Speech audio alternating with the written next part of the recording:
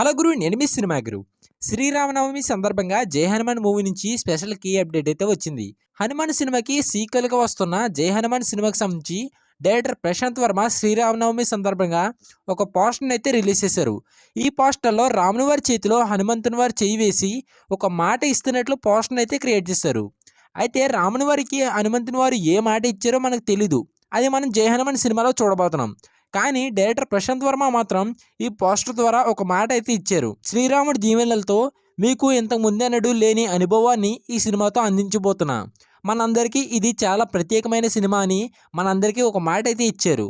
Hanuman cinema క్లైమాక్స్లో హనుమంతుని వారికి కనిపించిన హీరో ఎవరో తెలుసా? నేను రానా దగ్గుబాటి అనుకుంటున్నా.